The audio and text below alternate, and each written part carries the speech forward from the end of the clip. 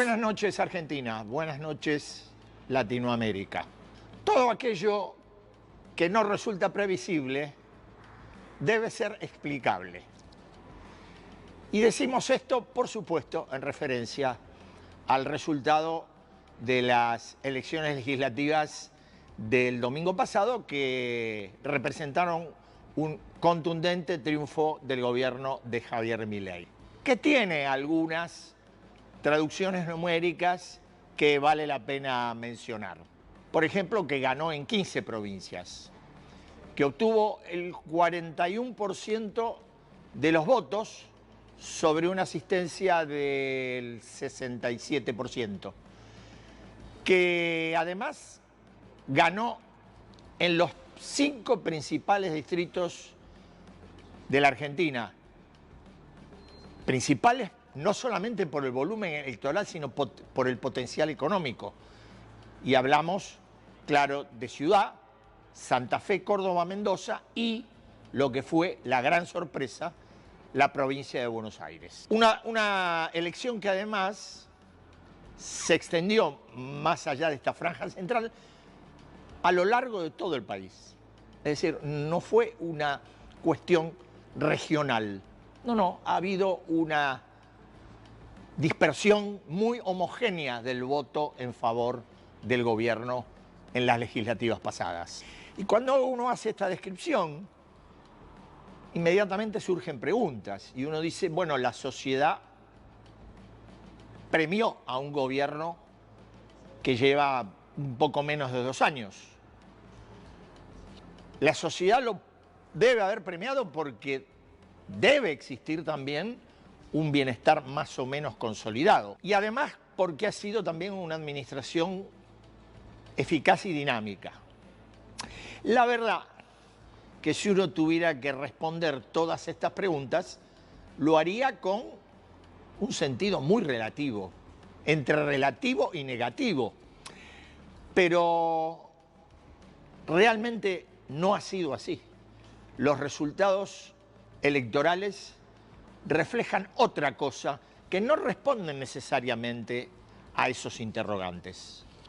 Responden seguramente a cuestiones más sencillas para un país que tiene necesidades muy básicas todavía, donde las grandes elucubraciones me parece que en este plano no caben. La sociedad no votó ni al bueno ni al malo, votó lo posible, votó lo que alguien definió como el preferible. Los libertarios, en este caso, por encima de lo que fue la opción principal de Fuerza Patria.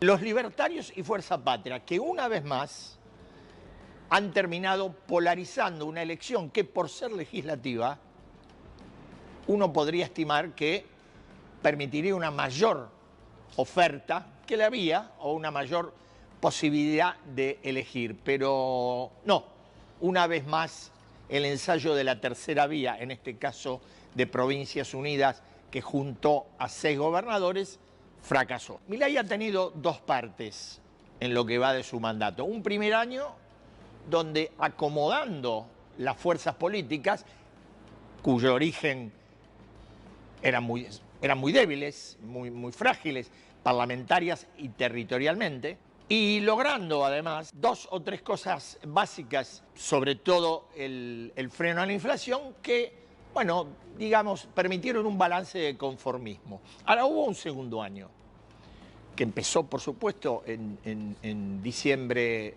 enero de 2025, donde las cosas fueron cambiando, donde no existió esa posibilidad de administración con algún sector opositor que colabora, sino, y sobre todo, a partir de la elección que ganó en mayo en la ciudad del PRO, el gobierno entró en una suerte de encapsulamiento, entró en una suerte de tobogán político que se mezcló con otras cuestiones vinculadas a la falta de transparencia.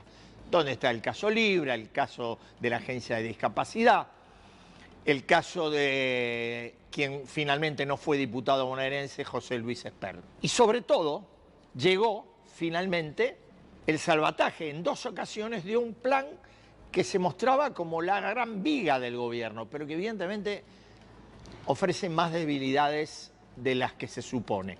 Llegó el rescate del Fondo Monetario Internacional, llegó el rescate de Washington más tarde. Y acá hay que detenerse porque creo, mirando un poco en retrospectiva lo que pasó el domingo, que el tema de Washington fue determinante, o una de las cuestiones determinantes. Sobre todo aquella declaración de Donald Trump cuando dijo que si no ganaba Milei, el apoyo de Estados Unidos, el apoyo financiero, seguramente no iba a ser el que está haciendo. En esa cuestión, en el mérito de la inflación baja y en el fantasma del pasado kirchnerista, yo creo que puede explicarse el 80% de las razones de la victoria del gobierno. Porque, como dije antes, la sociedad optó por lo más previsible, por no tener una inmediatez, que era el lunes, traumática. ¿Y qué había del otro lado? El peronismo, con una llamativa pobreza de ideas, que ni siquiera ha recapacitado sobre lo que ocurrió los 2 años del gobierno de Alberto y Cristina Fernández, que no tuvo propuestas llamativas como no fueran aquellas inevitablemente ancladas en el pasado. Repasemos. El eslogan predilecto de la campaña fue "Frenemos a Milei", y uno se preguntaría ¿para qué? ¿Para hacer qué? Nunca se supo. O si no, se reflotó el antiguo eslogan de Braden o Perón, o si no, patria sí, colonia no. Estamos hablando de 50 años o más atrás, del siglo pasado. Cuestiones que me parece no cautivan para nada a un electorado que va cambiando en términos generacionales. Y una cosa de mucha actualidad, en este periodo de año y medio del gobierno de Milei, nadie, ni Cristina Fernández ni Axel Kicillof, pudieron alguna vez explicar qué camino se tomaría para la defensa de la inflación y qué camino se tomaría para mantener más o menos en orden las cuentas públicas, que son los 2 grandes méritos en forma resumida que pueden adjudicarse al gobierno de Milei. Y Milei vuelve a estar, después de haber estado todos estos últimos meses en un tobogán, como estaba aquel primer día del gobierno cuando asumió, con un hándicap. En aquella elección general, recordemos, el presidente había obtenido el 30%, en el balotaje recibió el aluvión del 56%, 25 puntos que le cedió el PRO. Bueno, ahora los 41 puntos o 40.7 ya son propios.